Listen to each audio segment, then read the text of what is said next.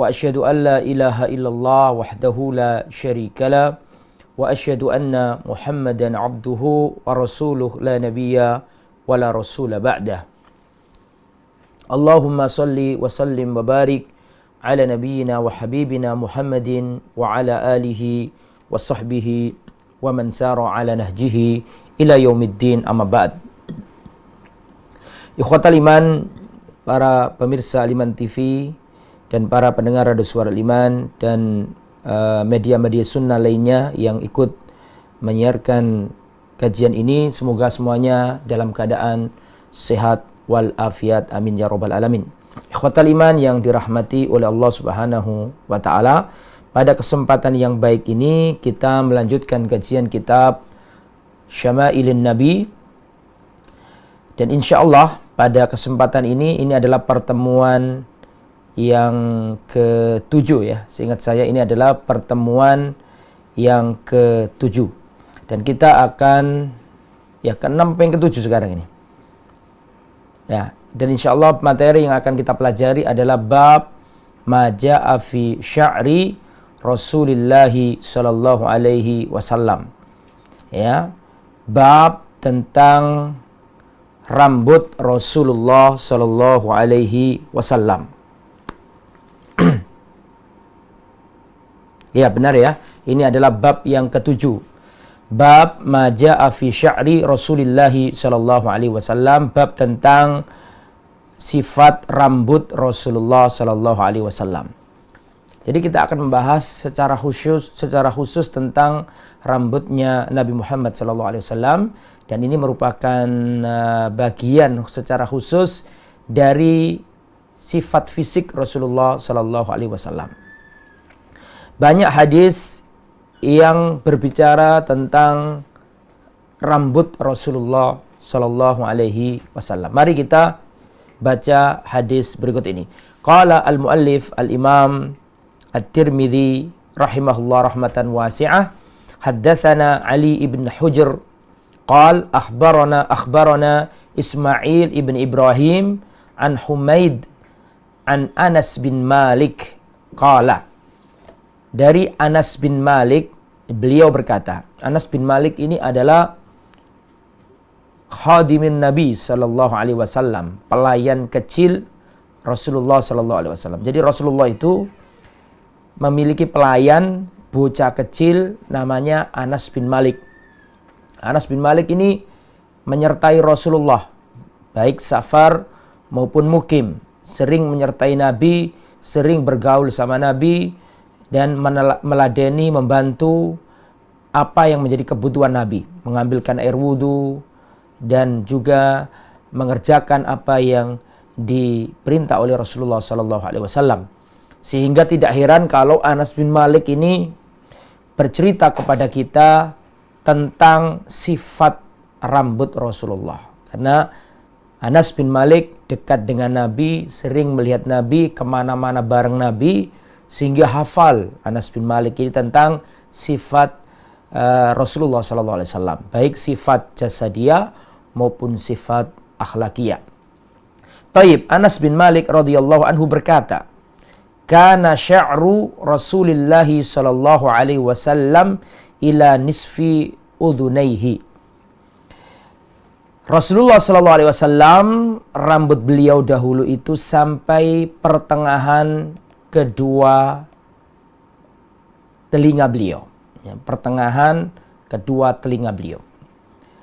Tentunya ini berbeda dengan apa yang kemarin sudah kita pelajari ya. Kemarin ada yang dikatakan Rasulullah sampai ke pundak atau ke bahu. Rasulullah terkadang sampai ke daun telinga rambut beliau. Ada yang antara daun telinga sampai ke pundak. Bagaimana dengan riwayat-riwayat yang sangat banyak? Apakah riwayat-riwayat ini bertentangan atau bagaimana? Maka kita lihat penjelasan para ulama. Syekh Abdul Razak bin Abdul Muhsin Al-Badr hafizahullah, beliau menjelaskan tentang perbedaan riwayat-riwayat terkait dengan rambutnya Rasulullah. Ada yang mengatakan sampai daun telinga, ada yang pertengahan antara daun telinga sampai pundak, ada yang sampai pundak atau bahu. Nah, ini bagaimana cara menggabungkan? Apakah ini bertentangan atau bagaimana? Famin ahlil ilmi man qala inna hadza raji'un liikhtilafi al-ahwal.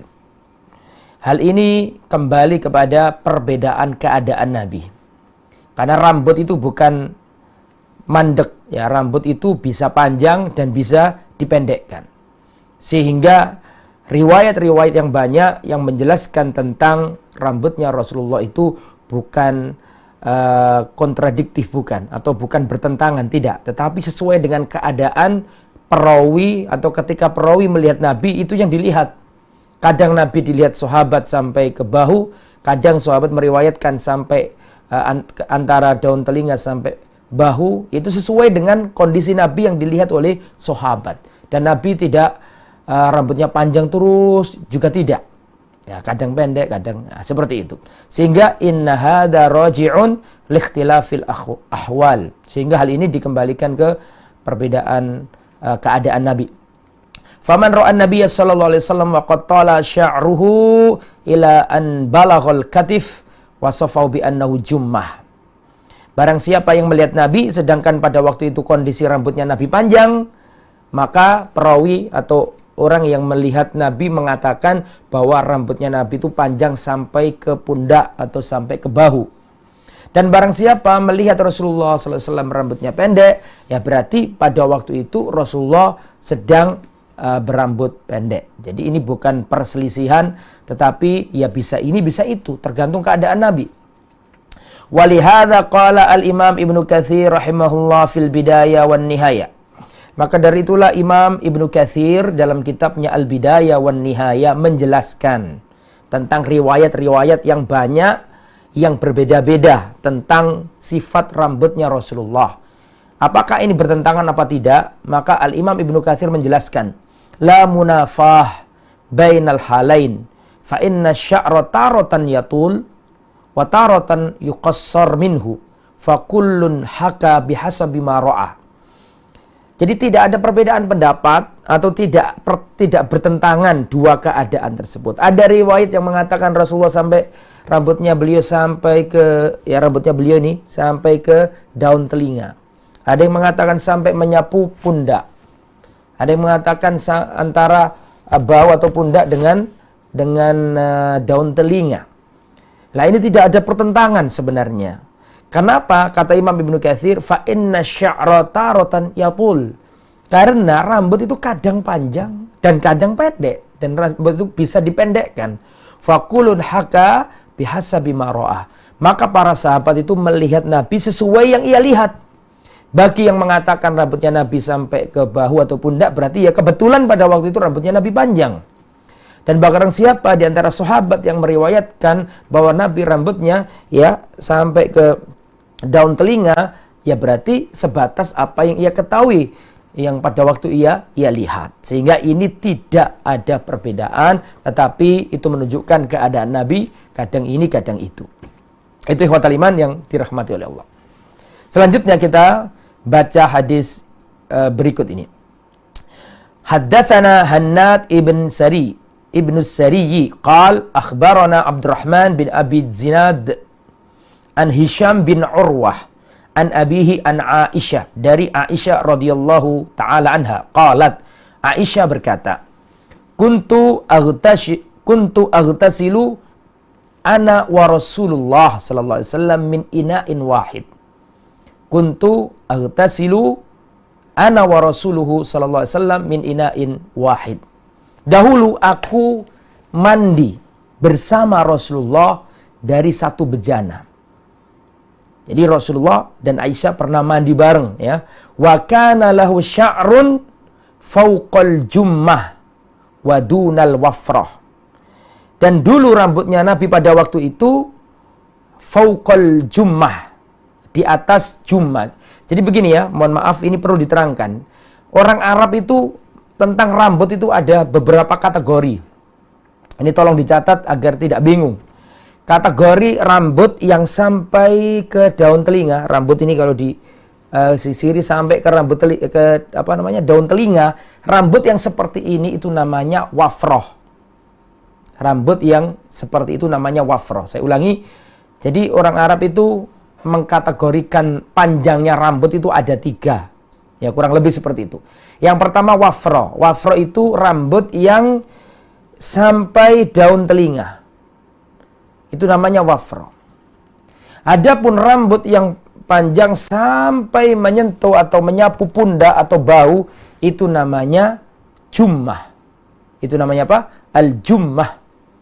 Lah, rambut yang antara wafroh, ini wafroh, ya, rambut yang segini sedaun telinga namanya wafroh. Antara wafroh dan antara jammah, tengah-tengah, gak sampai pundak, atau dia mengatakan sampai pundak, itu namanya limmah. Ya, jangan bingung ya, jadi ada 3 kategori. Kalau wafroh itu sampai daun telinga. Kalau rambut sampai ke pundak atau bahu, itu namanya jummah. Kalau antara keduanya, atau sampai ke pundak, atau antara keduanya, itu namanya limmah. Ya, jadi ada 3 kategori lah. Pada waktu itu bagaimana kondisi rambutnya Nabi ketika mandi sama Aisyah? Saya ulangi ya. Kuntu aghtasilu ana wa Rasulullah sallallahu alaihi wasallam min ina'in wahid. Aisyah radhiyallahu anhu berkata, dulu aku pernah mandi bersama Rasulullah dari satu bejana. Wa kana lahu sya'run, dan Rasulullah pada waktu itu memiliki rambut fauqal jummah. Ya, di atas jummah. Tadi saya katakan jummah itu rambut yang yang sampai ke pundak, berarti nggak sampai ke pundak. Wadunal wafra, dan lebih bawah daripada daun telinga. Berarti antara daun telinga dengan pundak. Ya, segini nih antara daun telinga. Ini kan namanya pundak, ini namanya daun telinga. Lah, ketika Rasulullah mandi sama Aisyah, itu rambutnya Rasulullah antara ini.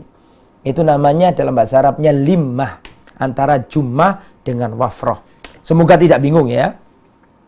Karena memang ada istilah-istilah yang harus dijelaskan ya.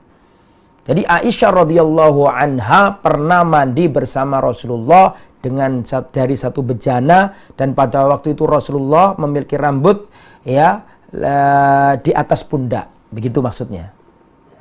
Lah, hadis ini diriwayatkan oleh akhrajahul musannif fil jami'ah, yaitu oleh Imam At-Tirmidzi sendiri. Imam Tirmidzi meriwayatkan hadis ini. Lah, ikhwatal iman yang dirahmati oleh Allah Subhanahu wa taala. Hadis ini menunjukkan satu keutamaan ibunda Sayyidatuna Aisyah radhiyallahu taala anha. Ya, hadis ini menunjukkan keutamaan Aisyah, yang mana Aisyah radhiyallahu anha menggambarkan bagaimana kedekatan Rasulullah sallallahu alaihi wasallam dengan diri beliau. Ya, sampai-sampai pernah mandi bareng tuh Aisyah sama Rasulullah sallallahu alaihi wasallam. Itu menunjukkan bagaimana kedekatan Rasulullah dengan Sayyidah Aisyah. Dan memang kita ketahui bahwa Aisyah adalah wanita yang paling dicintai Rasulullah sallallahu alaihi wasallam. Ketika Khadijah sudah wafat, ya, ada seorang sahabat bertanya ke Rasulullah, "Ya Rasulullah, siapakah manusia yang paling kau cintai?" Kata Rasulullah, "Aisyah. Yang paling aku cintai Aisyah." Kalau dari kalangan laki-laki siapa ya Rasulullah? Abuha, bapaknya dia. Bapaknya yaitu Abu Bakar As-Siddiq radhiyallahu taala anhu. Jadi nggak heran kan sampai Rasulullah mandi bareng, ya. Dan Rasulullah sangat mencintai Aisyah. Rasulullah wafat ada di pangkuan dan di dekapan Aisyah radhiyallahu taala anha. Dan wahyu itu tidak turun ketika Rasulullah berselimut dengan istri-istrinya Nabi yang lain, kecuali dengan Aisyah. Tetap turun wahyu. Jadi kalau Rasulullah berselimut sama wanita selain Aisyah itu nggak turun wahyu.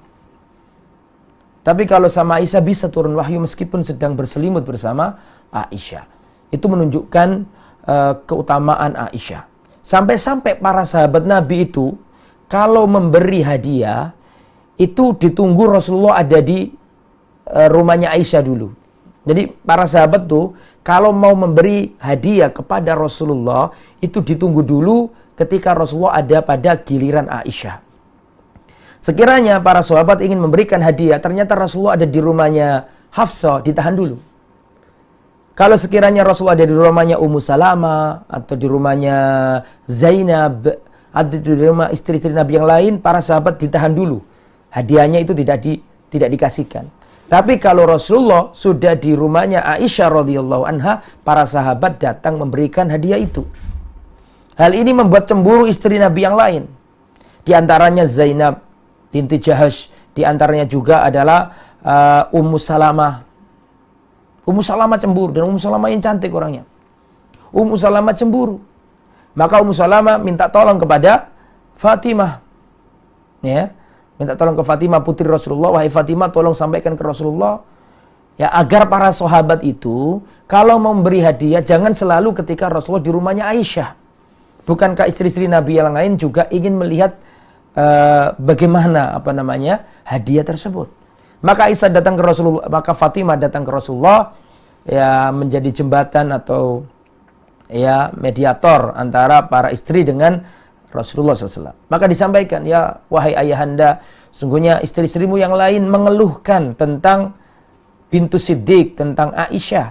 Karena para sahabat itu kalau ngasih hadiah selalu di rumahnya, ketika Rasul di rumahnya Aisyah. Maka Rasulullah SAW ya menyampaikan cerita yang saya sampaikan tadi, ya, bahwa malaikat Jibril itu tidak turun memberi wahyu ketika Rasulullah ada di satu selimut dengan wanita-wanita yang lain. Tapi kalau sama Aisyah turun wahyu. Malaikat Jibril saja itu pilih-pilih kok. Malaikat Jibril saja itu pilih-pilih, memilih Aisyah dalam hal ini. Maka para sahabat pun demikian. Maka disampaikan ke istri-istri Nabi yang lain, dan setelah itu tidak mempermasalahkan hal itu. Dan itu kecemburuan yang manusiawi. Begitulah para wanita ya ingin diperlakukan lebih daripada madu-madunya yang lain. Ya. Nah, hadis ini ikhwatal iman menunjukkan keutamaannya Aisyah. Karena kedekatan Nabi dengan Aisyah sangat nampak pada hadis ini. Aisyah radhiyallahu anha mengatakan, kuntu aghtasilu ana wa Rasulullah min ina'in wahid. Ya, aku dan Rasulullah pernah mandi bareng atau mandi dari satu bejana. Ini dalil bahwa kedekatan Rasulullah dengan Aisyah. Itu yang pertama. Yang kedua, ini dalil bolehnya seorang laki-laki dan istrinya mandi bersama. Tidak mengapa. Dan hadis ini juga menerangkan tentang sifat rambutnya Rasulullah, yang mana pada waktu itu rambutnya Rasulullah SAW di atas pundak, ya, di bawah daun telinga dan di atas pundak. Itu hadis yang kedua dalam bab ini. Kemudian kita lanjutkan ikhwatal iman yang dirahmati oleh Allah.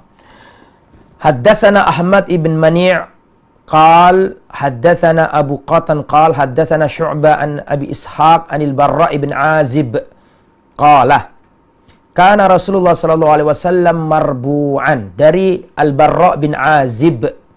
Ini kemarin sudah kita jelaskan, ini hadis ini sudah kita bahas pada hadis yang keempat. Tapi gak apa-apa diulangi karena ini berkaitan tentang rambutnya Nabi.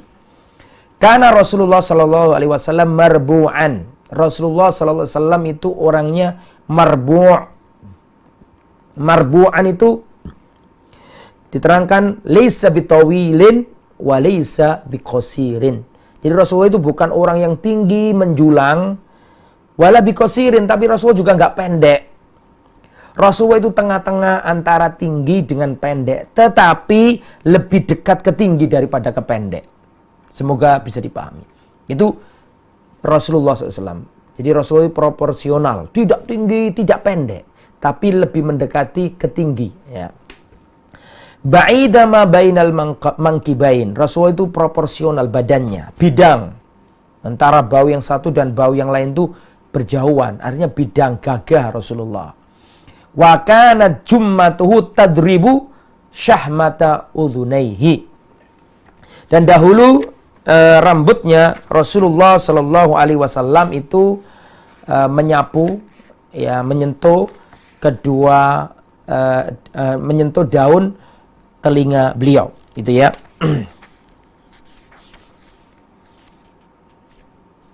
Kemudian ikhwatal iman, ini sudah pernah kita jelaskan, jadi tidak usah panjang lebar, ya, sudah pernah sering kita dengar. Selanjutnya, Haddatsana Muhammad bin Bashar qala haddatsana Wahab bin Jarir ibn Hazim qala haddatsani abi an Qatadah qala qultu li Anas. Aku berkata kepada Anas. Jadi Qatadah ini seorang tabi'in. Tabi'in ini bertanya kepada Anas. Qultu aku, yaitu Qatadah. Qatadah bertanya kepada Anas bin Malik. Dan Anas bin Malik itu bocah kecil yang menjadi pelayannya Nabi. Wirawiri di sekitar Nabi. Ada di sekeliling Nabi. Jadi apal, ya, hafal tentang sifat-sifat Nabi, baik sifat jasadiyah maupun sifat akhlakiyah. Paham betul. Makanya qultu li Anas, aku berkata kepada Anas bin Malik, kaifa kana sya'ru Rasulillah? Bagaimanakah dahulu rambutnya Rasulullah sallallahu alaihi wasallam? Qala, maka Anas bin Malik berkata, lam yakun bil ja'di wala bis sabti. Rambutnya Nabi itu tidak keriting, tidak kriwul. Tidak, wala bis sabti, tapi rambutnya Nabi juga tidak panjang, tidak lurus kaku, tidak. Jadi rambutnya Nabi itu tidak keriting, kriwul, tidak. Tidak pula kaku, lurus, tidak juga. Tapi apa? Kemarin sudah kita jelaskan, rambutnya Nabi itu pertengahan, ya, tidak keriting, tapi juga tidak lurus kaku, ya. Wa kana yabluhu sya'ruhu sahmata udunaihi. Dan dahulu rambutnya Rasulullah sallallahu alaihi wasallam itu sampai ke daun telinga beliau. Nah, ini ya. Tadi sudah saya jelaskan, hadis-hadis tentang rambut ini jangan membuat kita bingung, gitu ya. Kok kadang begini, kok kadang begini. Ya, karena rambut itu seperti rambut kita. Sekarang rambut saya ini ya segini, tapi tidak menutup kemungkinan bulan depan sudah berubah. Nah, mungkin saya potong. Nah, jadi hal ini menyebabkan banyak riwayat tentang bagaimana sih rambutnya Nabi, tentang panjang pendeknya itu banyak riwayat. Ya, dan itu tidak ada masalah dan itu bukan berarti bertentangan. Kemudian selanjutnya ikhwatal iman yang dirahmati oleh Allah Subhanahu wa taala. Haddatsana Muhammad ibn Yahya ibn Abi Umar al-Makki qala haddatsana Sufyan bin Uyainah. Sufyan bin Uyainah adalah ulamanya kota Makkah pada waktu itu. An ibni Abi Najih an Mujahid. Mujahid seorang tabi'in. An Ummi Hani binti Abi Thalib, dari Ummu Hani binti Abu Thalib. Ini seorang sahabiat, ya, Ummu Hani binti Abu Thalib. Tahukah antum tentang Ummu Hani binti Abi Thalib? Beliau ini adalah sepupu Rasulullah sallallahu alaihi wasallam. Beliau ini putri dari Abu Thalib, pamannya Nabi. Dan beliau ini adalah saudari kandung dari Ali bin Abi Thalib. Itu namanya Ummu Hani. Dan Ummu Hani ini adalah wanita yang menolak lamaran atau pinangan Rasulullah SAW. Ya, jadi Rasulullah itu pernah gagal dalam meminang, itu pernah. Bukan gagal meminang, ya gagal pinangannya tidak terkabulkan atau tidak jadi nikah, itu pernah Rasulullah itu. Siapa akhwat yang melakukan itu? Nah, namanya ini dicatat nih. Namanya Ummu Hani binti Abi Thalib. Sepupunya beliau sendiri. Jadi ceritanya begini. Waktu sebelum Islam itu, sebelum Rasulullah diangkat jadi Rasul, ya, sebelum ada wahyu turun, Rasulullah itu sudah pernah datang ke Abu Thalib. Wahai paman, saya ingin melamar putrimu, yaitu Ummu Hani. Ya, kemungkinan ini adalah kakaknya Ali bin Abi Thalib, wallahu a'lam. Ya, kakaknya Ali bin Abi Thalib. Wahai paman, aku ingin melamar dan menikah dengan putrimu Ummu Hani binti Abi Thalib. Tetapi Rasulullah SAW sudah kedahuluan orang. Rasulullah kedahuluan orang kafir jahiliyah pada waktu itu. Dan otomatis Abu Thalib gak bisa menggugurkan, sudah dilamar kok. Gimana terus dibatalkan, kan gak bisa. Akhirnya Rasulullah SAW tidak jadi menikah dengan Ummu Hani. Maka Ummu Hani nikah sama lelaki yang dijodohkan oleh, atau yang sudah melamar duluan daripada Rasulullah. Lah nanti ketika Rasulullah hijrah dari Makkah ke Madinah, kemudian di Madinah Rasulullah SAW menyusun kekuatan, akhirnya Rasulullah bersama para sahabat menaklukkan kota Makkah. Kan gitu ceritanya. Rasulullah SAW mengadakan Fathu Makkah. Ketika Fathu Makkah itu, ya, suaminya Ummu Hani ini pisah sama Ummu Hani. Kafir kan, bukan orang Islam. Terjadi perpisahan. Nah, akhirnya Ummu Hani janda. Datanglah Rasulullah SAW untuk mencoba untuk melamar kedua kalinya. Yang pertama dulu ketika Rasulullah belum diangkat jadi nabi, pernah melamar dan Rasulullah tidak jadi. Ya, tidak, keadaan tidak memungkinkan. Allah belum mengizinkan pada waktu itu. Maka yang kedua ini Rasulullah masih datang ke Ummu Hani. Ingin mengkhidbah dan ingin melamar Ummu Hani. Ini yang kedua kalinya nih. Tapi apa kata Ummu Hani? Kata Ummu Hani, ya Rasulullah, dalam riwayat dikatakan kau adalah orang yang aku cinta ketika aku jahiliyah. Bagaimana ketika kau Islam? Bagaimana ketika aku sudah Islam? Aku lebih cinta sama kau. Tapi ya Rasulullah, aku ini wanita yang khawatir merepotkan dirimu. Dalam riwayat dikatakan bahwa aku ini banyak anak-anaknya. Akhirnya gak jadi lagi Rasulullah SAW nikah sama akhwat yang namanya siapa tadi? Ummu Hani radhiyallahu anha, saudarinya Ali bin Abi Thalib. Sehingga tidak jadi Rasulullah nikah sama Ummu Hani. Nah di sini juga ada pelajaran. Apa pelajarannya? Berarti boleh nikah sama sepupu. Meskipun itu pancerwali kata orang Jawa. Pancerwali karena Abdullah bapaknya Nabi itu saudaranya Abu Thalib. Ya, kakaknya bapaknya Ummu Hani. Itu dalam orang Jawa namanya pancerwali. Yang nggak Jawa nggak paham. Wong yang Jawa aja kadang nggak paham kok. Yang anak-anak muda itu nggak paham apa itu pancerwali. Ya, antum paham nggak? Moderator, pancerwali paham? Belum paham ya? Itu orang Jawa itu gitu. Tapi menurut Islam, pancerwali atau tidak pancerwali, yang namanya sepupu, putrinya paman itu boleh dinikahi. Putrinya om itu boleh dinikahi.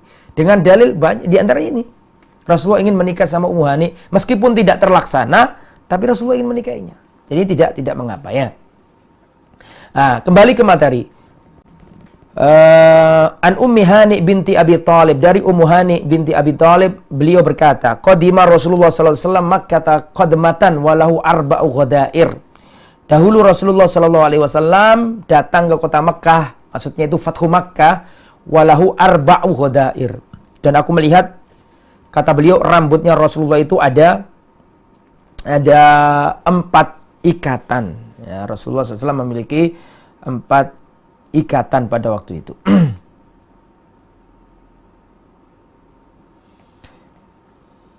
Kemudian ikhwatul iman yang dirahmati oleh Allah Subhanahu wa taala.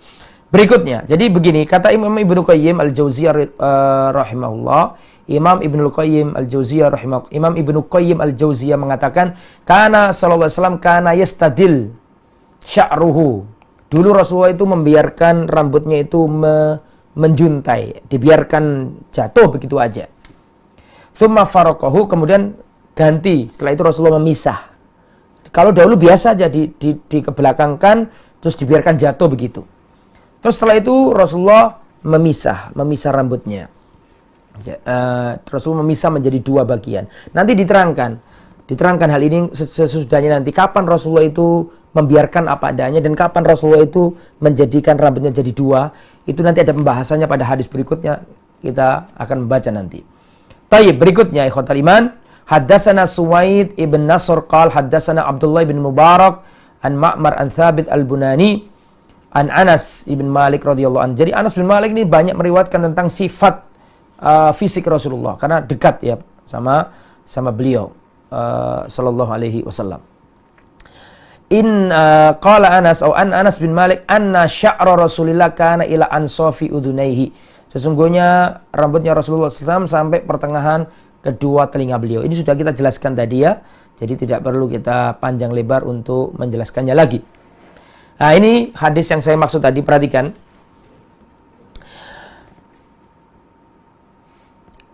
Haddatsana Suwaid ibn Nasr, haddatsana Abdullah ibn al-Mubarak an Yunus ibn Yazid an Zuhri qal haddatsana Ubaidullah ibn Abdullah ibn Utbah an Ibni Abbasin radhiyallahu anhu, dari Abdullah bin Abbas sepupu Rasulullah, anna Rasulullah sallallahu alaihi wasallam kana yastilu sya'rahu, Dahulu Rasulullah SAW membiarkan rambut beliau apa adanya, dibiarkan jatuh begitu aja.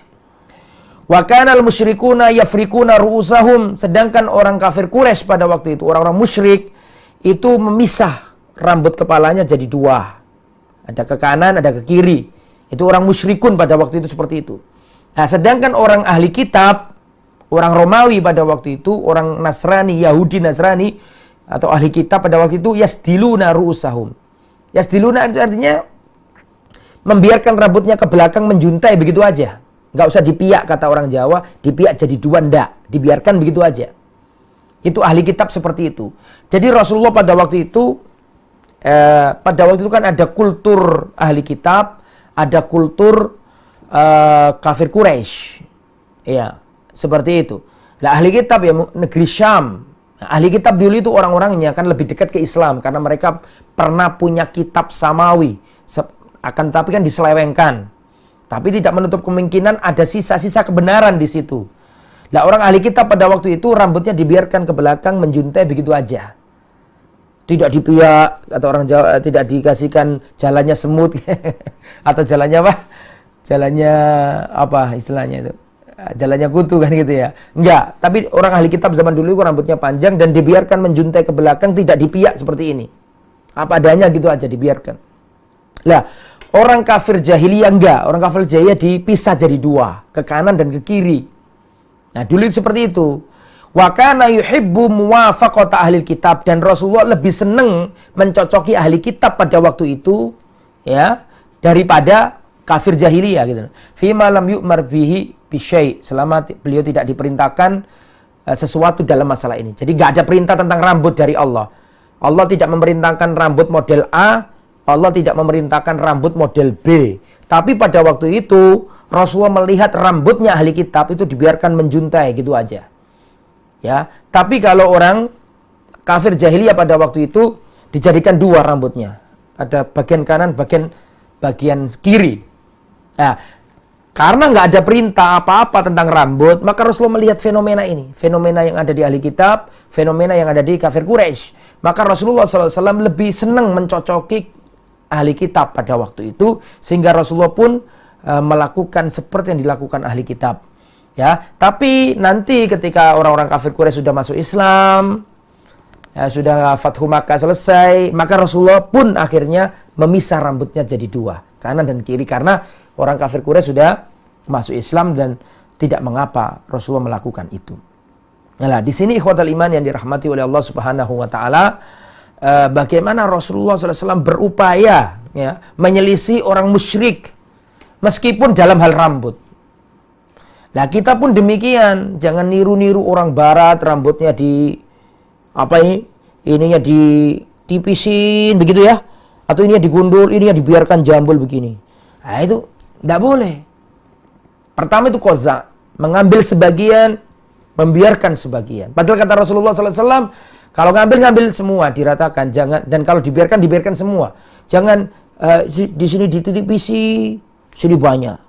Ada juga dikasih jalan untuk semut berjalan di rambutnya. Nah, itu nggak boleh, ya. Itu meniru gayanya orang kafir. Pertama dari hukumnya sendiri nggak boleh itu qaza. Kedua itu tasyabbuh dengan gayanya orang kafir, dengan artisnya orang kafir, dengan gaya hidupnya orang kafir. Dan Rasulullah itu dalam hal rambut pun itu berusaha menyelisih orang kafir Quraisy pada waktu itu. Dan pada waktu itu Rasulullah SAW, kalau dibandingkan antara kafir Quraisy sama ahli kitab, Rasulullah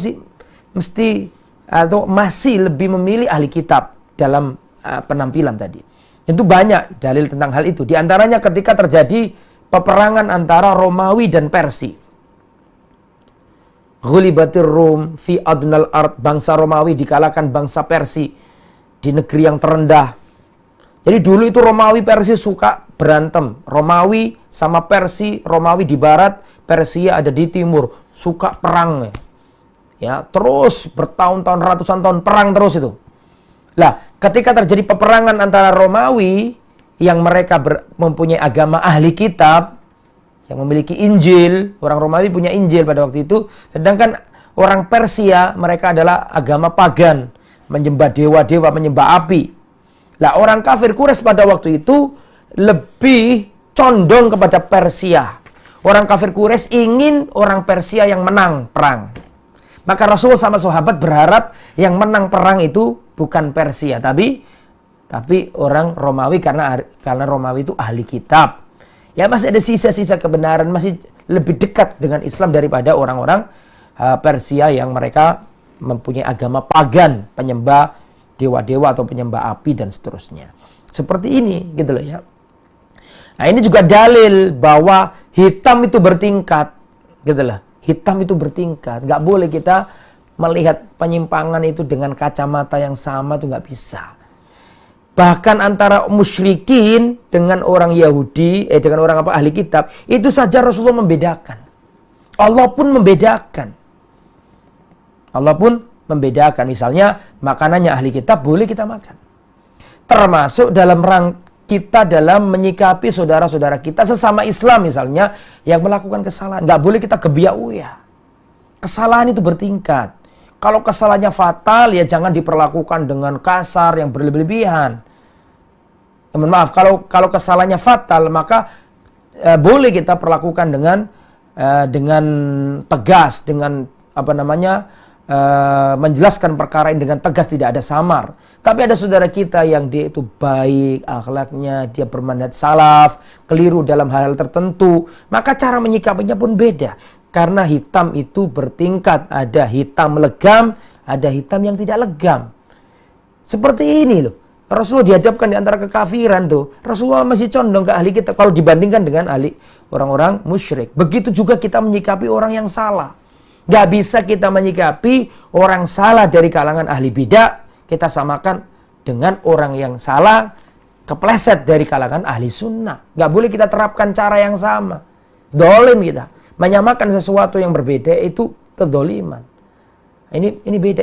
Itu ada ahli bid'ah melakukan kesalahan.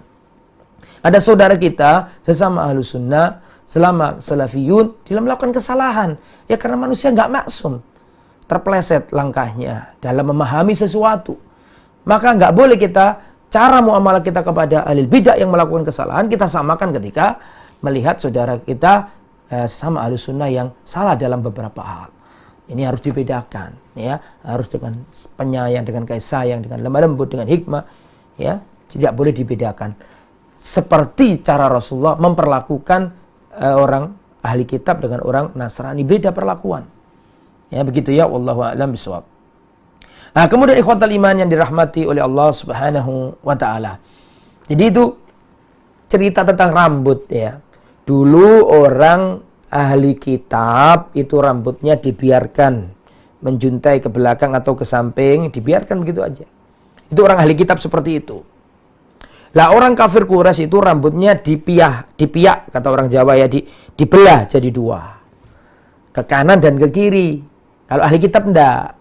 Nah Rasulullah pertama kali itu meniru gayanya orang, bukan meniru ya, lebih memilih untuk sama dengan ahli kitab. Karena Rasulullah nggak mau sama dengan orang-orang kafir Quraisy gaya hidupnya pada waktu itu. Nah gitu ya. Terus tetapi ketika selesai kekafiran, Fathu Makkah sudah terjadi, orang-orang Quraisy masuk Islam, maka Rasulullah pun akhirnya membelah menjadi dua ke kanan dan ke kiri karena mereka sudah nggak kafir lagi, maka Rasulullah pun melakukan itu, tidak ada masalah. Jadi misalnya jangan kemudian kita sekarang melihat saudara kita rambutnya dipiak jadi dua, kemudian ini gaya hidupnya orang kafir Quraisy, sudah enggak, itu sudah beda, sudah berlalu dan tidak seperti itu. Karena Rasulullah di akhir, yang paling akhir Rasulullah memiak dua rambutnya, wallahu a'lam. Kemudian berikutnya ikhwatal iman yang dirahmati oleh Allah Subhanahu wa taala. Hadis yang terakhir dalam bab ini. Haddatsana Muhammad bin Bashar, qala haddatsana Abdurrahman bin Mahdi an Ibrahim ibn Nafi' al-Makki an ibni Abi Najih an Mujahid an Ummi Hani qalat. Sama ini dengan hadis yang tadi ya. Masih dari Ummu Hani. Masih dari Ummu Hani, hadis yang sama.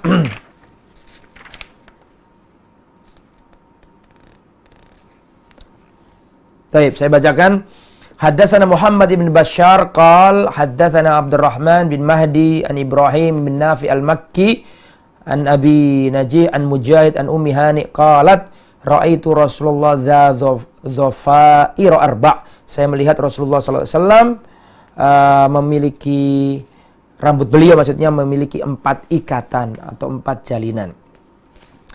Ikhwatal iman yang dirahmati oleh Allah, jadi kita tadi membahas tentang rambutnya Rasulullah sallallahu alaihi wasallam, yang mana tadi kita jelaskan rambutnya Rasulullah sallallahu alaihi wasallam ya, kadang sampai pundak beliau, sampai bau beliau, terkadang ada di atas pundak.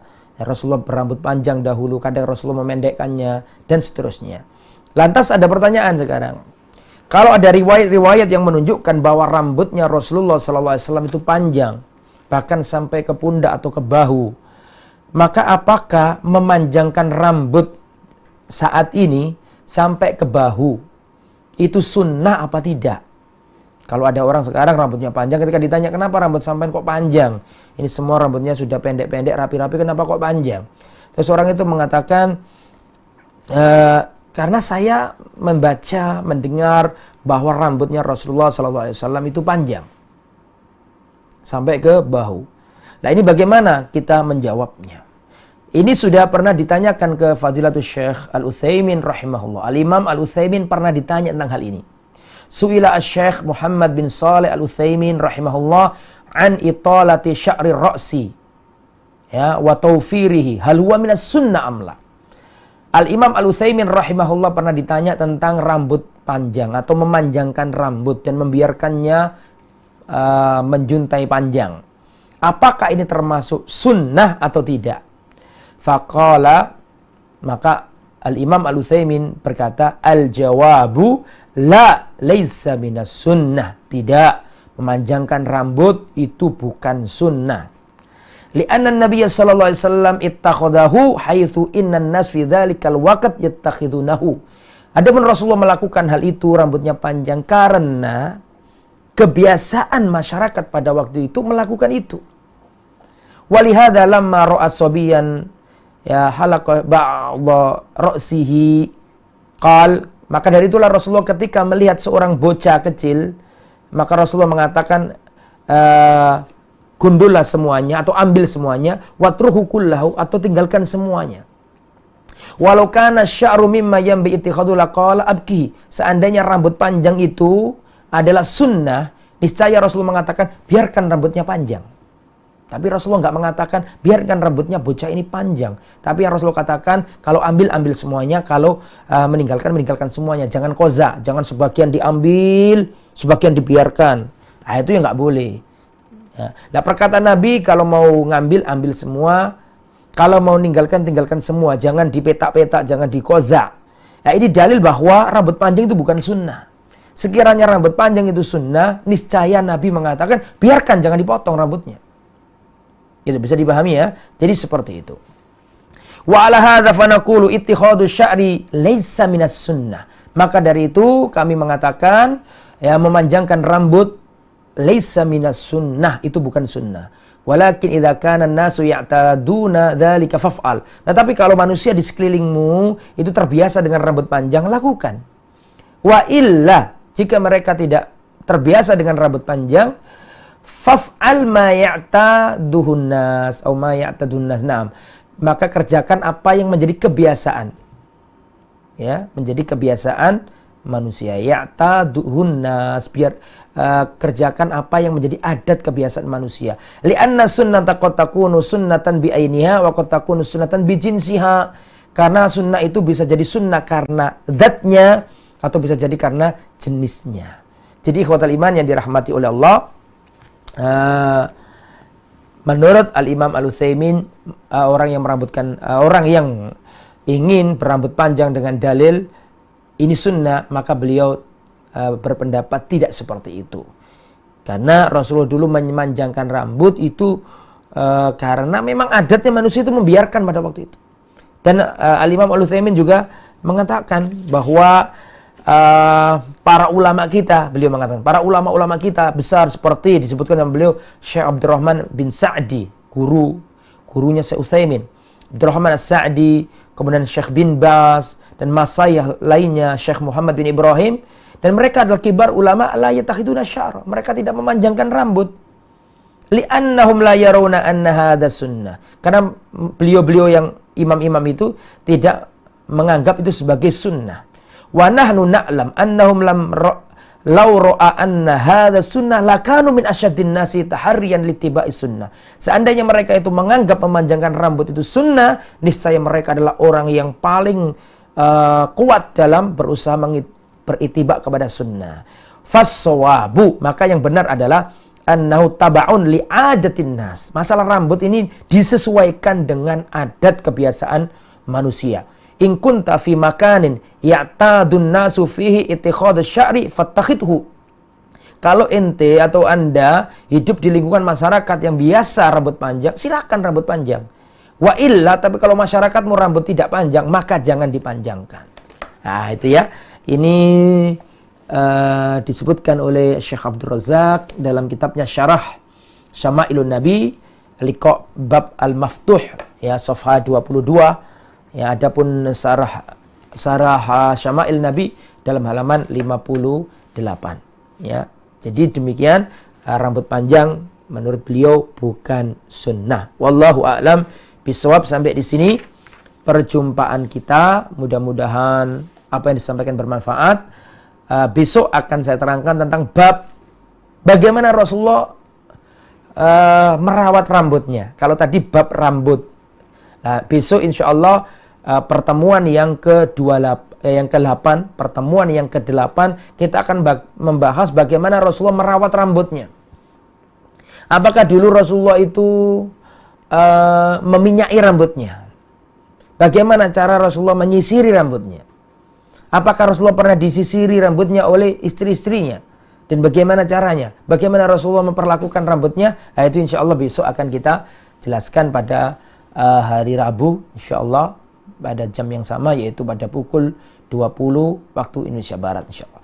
Nah, selanjutnya kami kembalikan ke saudara pembawa acara. Tafadhol, masykura.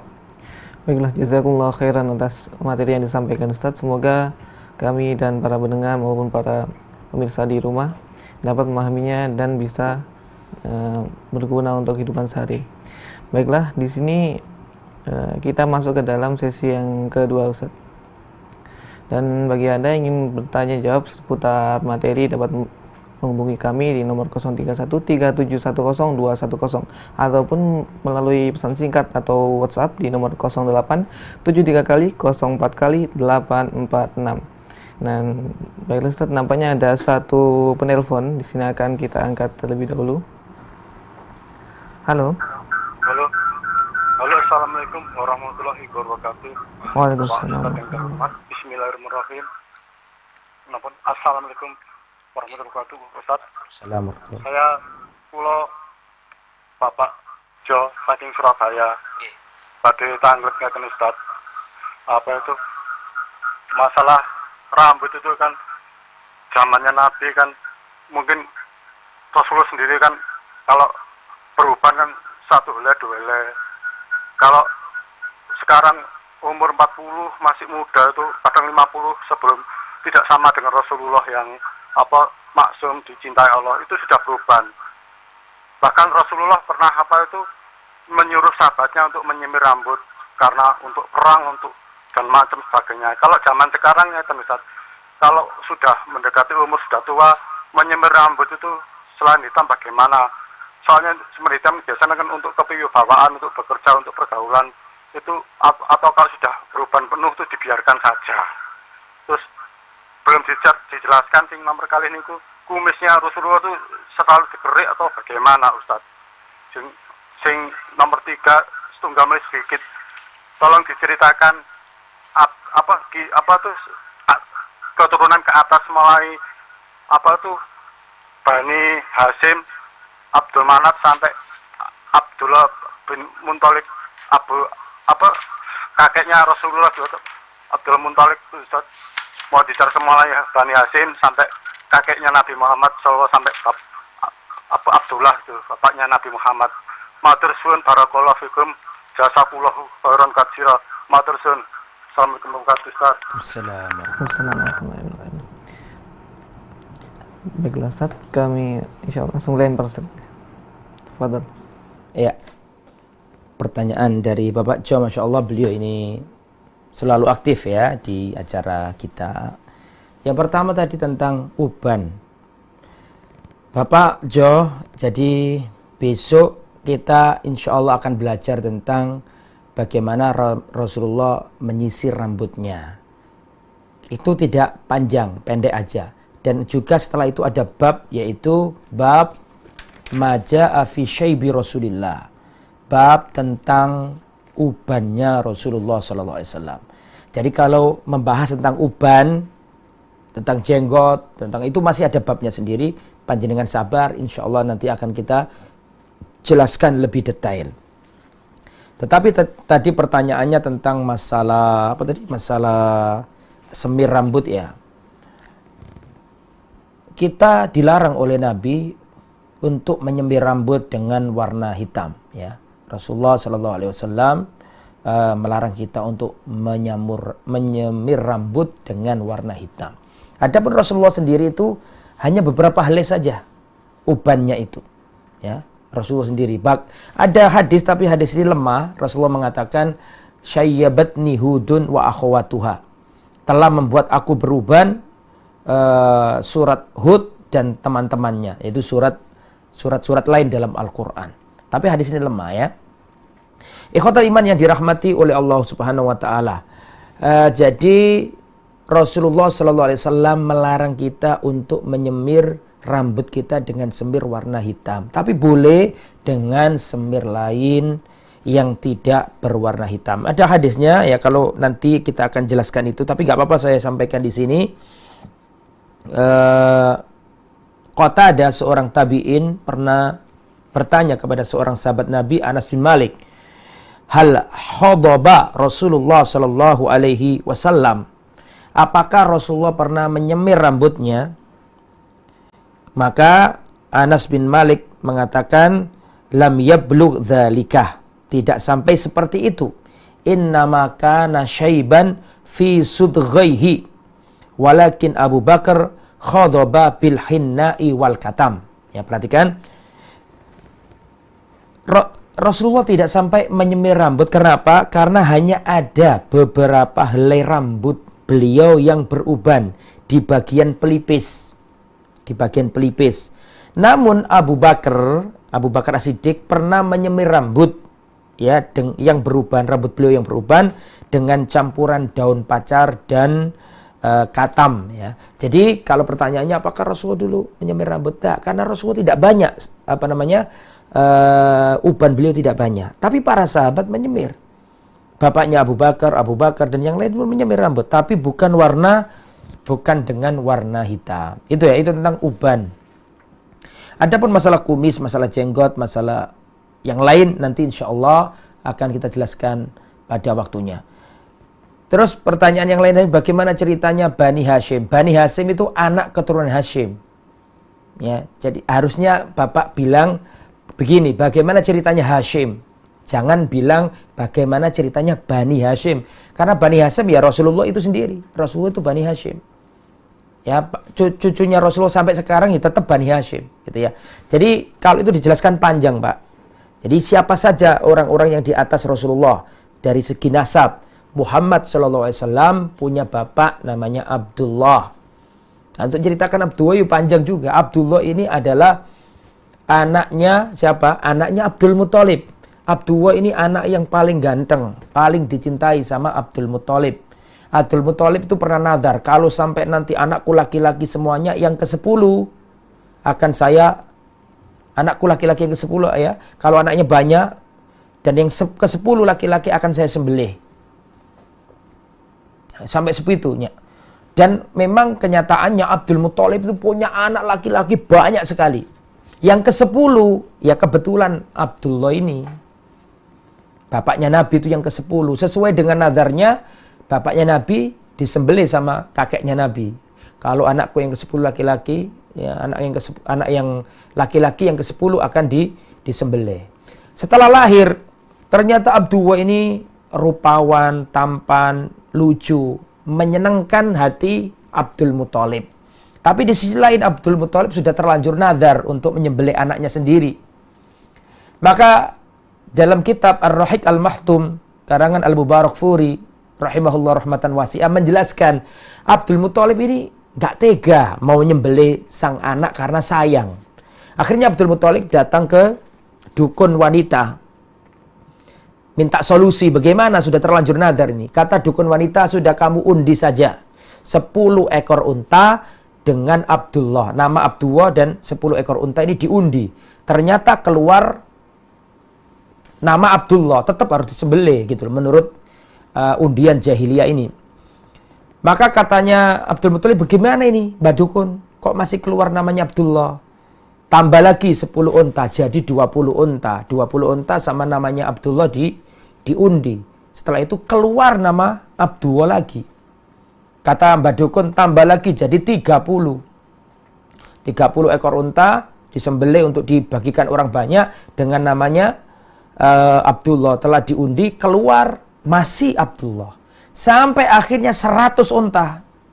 Ketika 100 unta diundi, ternyata yang keluar 100 unta. Nah, maka pada waktu itu Abdul Muthalib bukan berkorban, ya, menyembelih 100 unta terus dibagikan ke orang-orang kafir Makkah untuk menebus anaknya ini dari nadarnya. Nah, itu tentang ayahnya Nabi Abdullah. Abdul ini ganteng.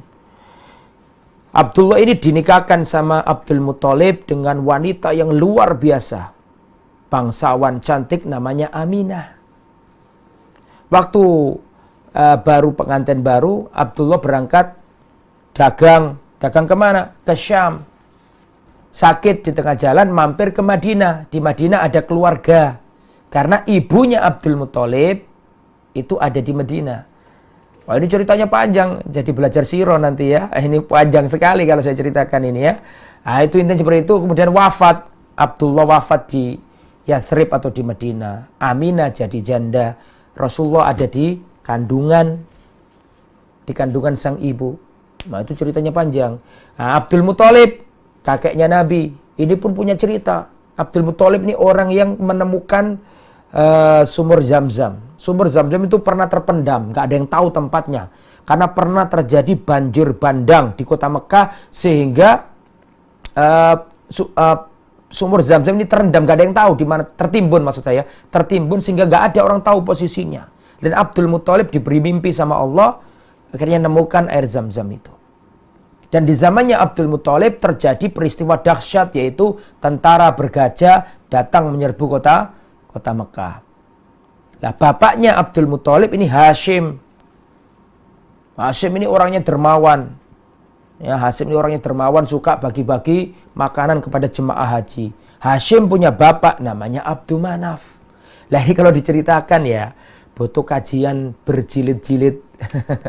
Tapi ini ya sekedar pengetahuan singkat saja ya. Muhammad SAW, putra Abdullah, putra Abdul Muthalib, putra Hashim, putra Abdi Manaf. Abdi Manaf punya anak Hashim, Muttalib, kemudian Nofal, kemudian Abdus Syam. Oh, ini kalau ceritakan panjang nggak selesai-selesai.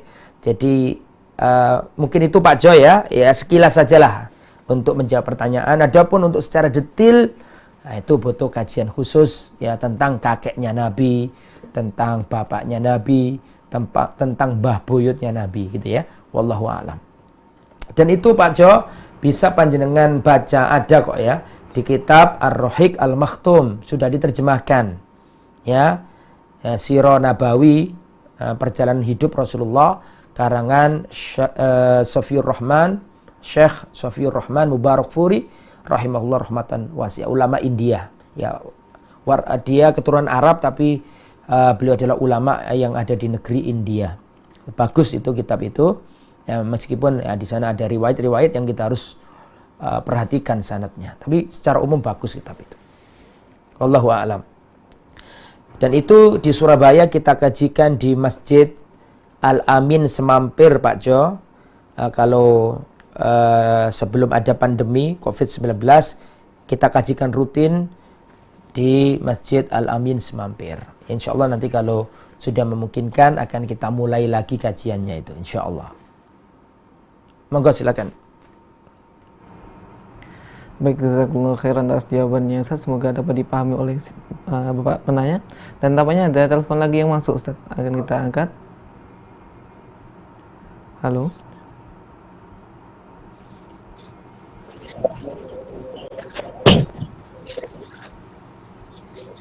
Assalamualaikum. Assalamualaikum. Tafadhol. Silakan. Ini dari Abu Bakti dari Maskan Jambi, mau bertanya. Silakan. Ini yang saya tanyakan gini. Itu kan tadi dari saya dengar kajian dari ceritanya itu sejarah Rasulullah itu orang tuanya orang-orang baik-baik kan. Halo? Terus yang saya itu gimana itu, Tar? Ada dalam hadis mengatakan kalau orang tua Rasulullah itu masuk neraka itu gimana, Tar? Saya paham juga itu.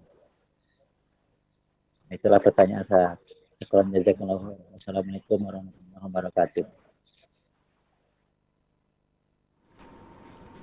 Ya, saya nggak dengar pertanyaannya ya, kurang paham. Mungkin pembawa acara bisa mengulangi. Saya kurang paham tadi karena suaranya tidak terdengar bagus di saya. Mungkin silakan pembawa acara mengulanginya.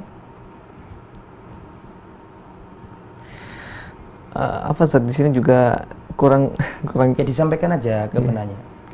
Disampaikan lagi ke penelpon. Baik, Jangan diam. Mohon maaf untuk Bapak penanya tadi suaranya agak terlalu peran ataupun di sini ada maintenance atau gangguan. Jadi kami mohon maaf.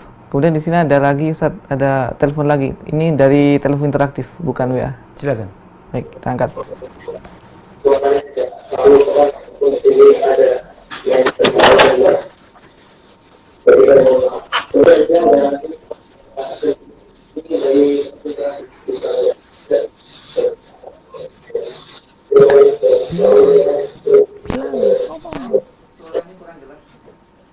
Assalamualaikum.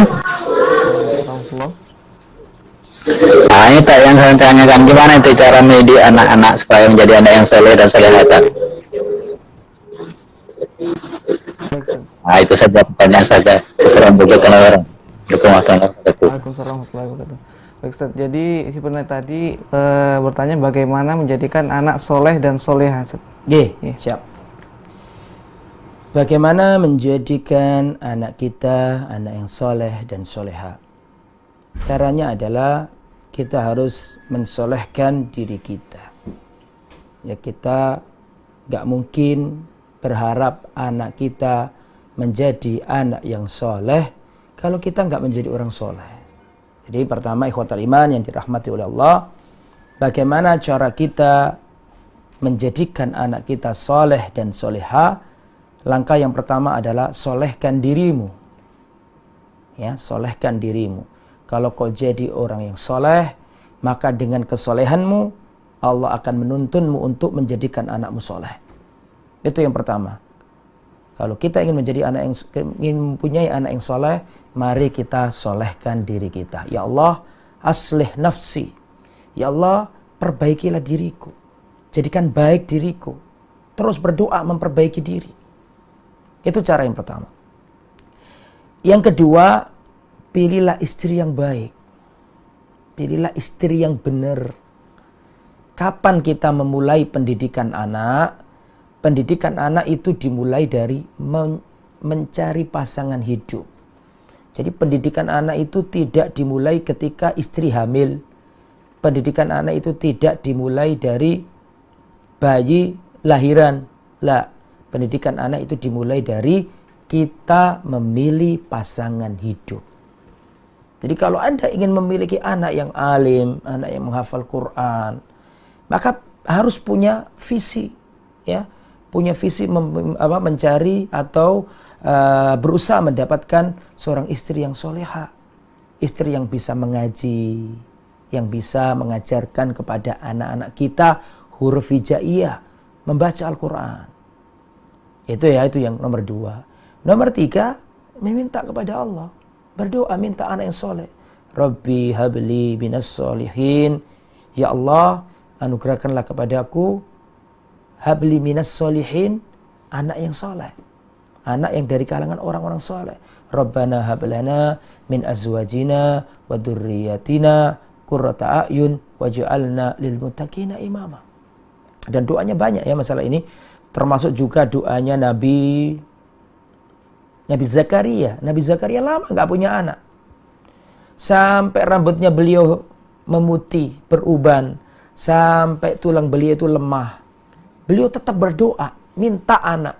Dan di antara doanya Nabi Zakaria adalah Rabbi habli min ladunka dzurriyyatan thayyibah innaka sami'ud du'a. Ya Allah, anugerahkanlah kepadaku ya Allah anak yang baik, keturunan yang baik dari sisimu ya Allah. Baik apanya? Baik fisiknya, tidak cacat. Baik apanya? Baik akalnya, tidak gila. Baik apanya? Baik akhlaknya, baik perangainya, baik fisiknya, baik rupanya. Dan dengan doa itu Nabi Zakaria diberi oleh Allah Subhanahu wa taala putra namanya Nabi Yahya. Ganteng orangnya, budi luhur akhlaknya. Nah, itu diingat-ingat ya, kalau punya anak yang ingin anak yang baik, segalanya baik, baik lahirianya, baik jasadnya, baik sifatnya, pakai doa itu. Rabbi habli min ladunka dzurriyyatan thayyibah innaka sami'ud du'a. Ya Allah, anugerahkanlah kepadaku apa? Keturunan yang baik. Baik dari segala sisi. Itu ya. Jadi pertama saya ulangi lagi, kalau kita ingin memperoleh anak yang soleh, satu, solehkan diri kita. Karena kesolehan orang tua itu berpengaruh pada kesolehan anak. Yang nomor dua, pilihlah istri yang baik. Ya, karena istri itu ibarat ladang yang akan menumbuhkan benih kita. Yang nomor tiga, berdoalah kepada Allah agar diberi keturunan yang baik. Yang keempat, berikan keteladanan kepada anak. Teladan itu nomor satu. Ya, keteladanan, akhlak, tindakan yang dilakukan oleh ayah itu lebih fasih daripada retorika yang kita nasihatkan ke anak kita. Ya, kata-kata nak pergilah ke masjid, dengan engkau sering pergi ke masjid, itu ada di pikiran anak kita itu lebih menancap ketika melihat ayahnya setiap kali adzan pergi ke masjid, daripada ayah yang nggak pernah ke masjid tapi suka ngomong ayo cepat pergi ke masjid. Anak melihat, merekam apa yang dilakukan oleh sang ayah dan sang ibu. Anak yang terbiasa melihat ayahnya ya setiap kali mendengarkan adzan pergi ke masjid, berbeda dengan anak yang ketika ada adzan ayahnya tetap ada di depan TV memegang HP-nya. Anak yang melihat ibunya berdiri di tengah malam mengadakan sholat malam, seorang anak, seorang putri yang melihat ibunya berhijab dengan hijab yang syar'i, berbeda dengan putri anak yang melihat ibunya keluar masuk mal dengan tidak memakai jilbab. Keteladanan sebelum nasihat. Karena anak ini melihat tingkah laku orang tua. Keteladanan. Makanya para salaf dulu itu ya, kalau mau melakukan maksiat itu takut karena punya anak, takut ditiru anaknya. Dan dulu para salaf itu sholat, ketika sholat sujud teringat anaknya, maka dia perlama sujudnya untuk mendoakan anaknya. Wahai anakku, aku sholat, aku sujud, di tengah sujud itu aku teringat dengan dirimu, maka aku tambah kehusuanku, aku tambah panjangkan doaku untukmu wahai anakku. Makanya mendoakan anak itu penting.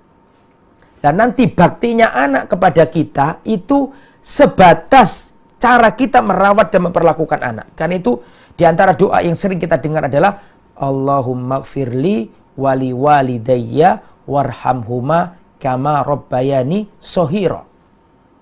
Ya, itu kan di antara doa yang kita sering dengar. Ya, bahwa kita apa yang terjadi? Ya Allah, di antara doa yang sering kita dengarkan, Allahumma gfirli, ya Allah berikan ampunan kepada berikan ampunan kepadaku dan ampunan kepada kedua orang tuaku. Dan sayangilah keduanya ya Allah, rahmatilah keduanya ya Allah, sebagaimana mereka berdua merawat aku ketika aku masih kecil. Ya kan? Ada kata-kata, ya Allah, warhamhuma, ya Allah sayangilah keduanya ya Allah, Kama robbayani, sebagaimana keduanya menyayangi aku. Ada kata-kata apa? Sebagaimana. Artinya baktinya anakmu, kasih sayang yang kamu peroleh dari Allah dan dari anakmu ketika kamu tua renta, sebatas kasih sayangmu kepada anakmu ketika anakmu masih kecil. Makanya apa yang kamu lakukan kepada anakmu, itulah yang kamu tuai di hari tuamu. Karena apa? Karena doanya anak kita kan kama robbayani shoghira. Ya Allah, sayangilah kedua bapakku sebagaimana mereka merawatku sejak kecil. Berarti yang Allah berikan kepada orang tua sebatas bagaimana cara kita merawat anak kita. Tidak lebih dari itu. Kalau kita merawat yang baik-baik, ya akan dibalas yang baik. Kalau kita mendurhakai anak kita, mendurhakai anak apa mungkin Ustaz? Iya mungkin. Durhaka itu tidak hanya anak durhaka kepada orang tua. Orang tua pun bisa durhaka kepada anak. Maka jadi itulah, ikhwatal iman, kita jangan sampai menjadi orang tua yang durhaka. Solehkan diri kita, pilihlah pasangan hidup yang baik, berdoa kepada Allah agar dianugerahkan anak keturunan yang baik. Dan yang nomor 4, ikhwatal iman, berikan keteladanan. Setelah itu pilihkan pendidikan yang baik. Pilihkan lembaga pendidikan yang baik untuk anak kita. Dan setelah itu pilihkan suami yang baik untuk anakmu. Dan ingat, suami yang baik, suami yang soleh itu lebih bermanfaat bagi putrimu daripada 1000 pondok pesantren. Ya. Kadang-kadang kita ini bingung carikan lembaga. Orang tua kadang bingung cari anaknya di ini, anaknya dicarikan sekolah itu. Ya, ingat bahwa suami yang soleh, yang berilmu itu lebih baik daripada 1000 pondok pesantren. Kau pindah-pindahkan anakmu untuk mencari pondok yang ideal untuk anak. Nah, itu harus kita pikirkan semua itu. Semoga kita semuanya diberi oleh Allah Subhanahu wa taala anak yang soleh. Wallahu a'lam bishawab. Baik, jazakumullah khairan atas jawabannya Ustaz. Semoga dapat dipahami oleh sang penanya. Dan nampaknya waktu kita telah hampir habis Ustaz. Dan untuk itu mari kita akan tutup acara kali ini. Sebelum itu kita akan kami mohon maaf untuk beberapa pertanyaan yang sudah masuk melalui line interaktif maupun SMS center kami. Kami tidak bisa atau belum bisa menjawab untuk saat ini. Nah, akhirnya saya Andre Yulian dan kru yang bertugas mohon pamit undur diri dari ruang dengar Anda dan pastinya dari layar kaca Anda. Mohon maaf atas segala kesalahan dan kekhilafan selama menemani Anda dalam acara pada malam hari ini. Saya akhiri dengan doa kafaratul majelis. Subhanakallahumma wa bihamdika asyhadu an la ilaha illa anta astaghfiruka wa atubu ilaik. Wassalamualaikum warahmatullahi wabarakatuh.